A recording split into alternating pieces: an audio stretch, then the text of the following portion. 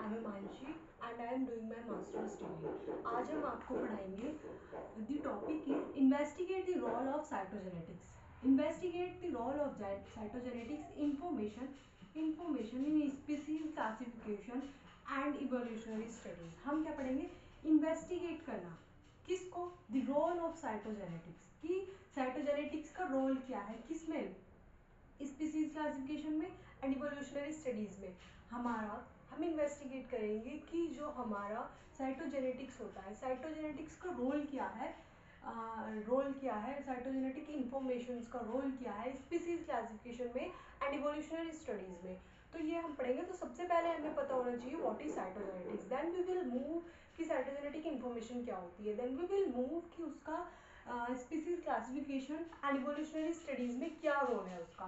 तो सबसे पहले हम देखेंगे कि व्हाट इज साइटोजेनेटिक्स। साइटोजेनेटिक्स क्या होती है? हमारी जो साइटोजेनेटिक्स होती है वो क्या होती है? जो साइटोजेनेटिक्स होती है, देखिए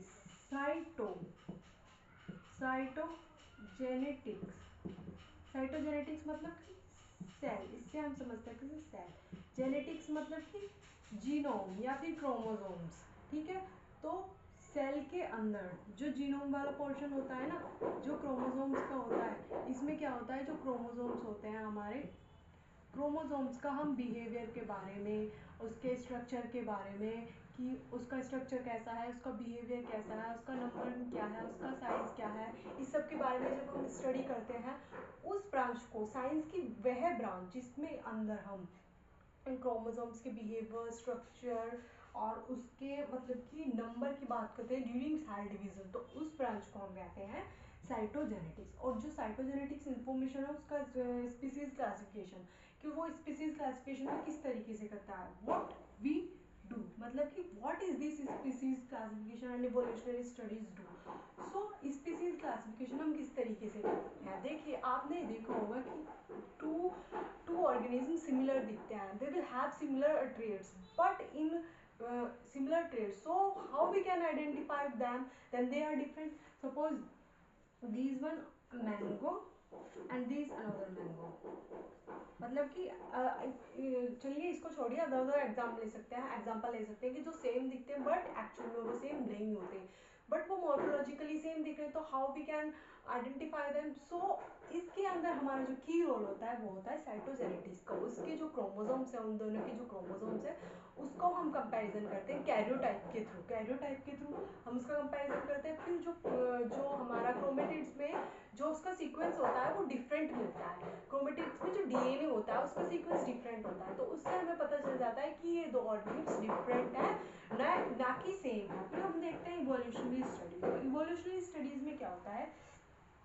कोई भी स्पीसीज है, म्यूटेशन, सपोज क्रोमोसोम है, क्योंकि साइटोजेनेटिक्स पढ़ रहे हैं तो क्रोमोसोम्स में हमारा क्या हुआ, क्रोमोसोम्स में हमारा म्यूटेशन आ गया, म्यूटेशन इन क्रोमोसोम। तो क्रोमोसोम में म्यूटेशन आ गया तो हमारा क्या होगा, एक नई स्पीसीज का फॉर्मेशन होगा। तो आगे ठीक है। अभी म्यूटेशन क्या होता है, इन्वर्जन होता है। एक तो इन्वर्जन मतलब कि इन्वर्जन ऐसा होता है कि जैसे कि क्रोमोसोम है सपोज ये, तो क्रोमोसोम्स का मतलब कि ये फ्लिप होकर इधर पार्ट आ गया या फिर फ्लिप होकर ये इधर चला गया, तो वो इन्वर्जन कहलाता है, मतलब कि अपोजिट साइड्स में चला जाना। ट्रांसलोकेशन होता है, ऐसे डिलीशन होता है कि क्रोमोसोम्स का कोई भी पार्ट हमारा डिलीट हो जाना, वो डिलीशन कहलाता है।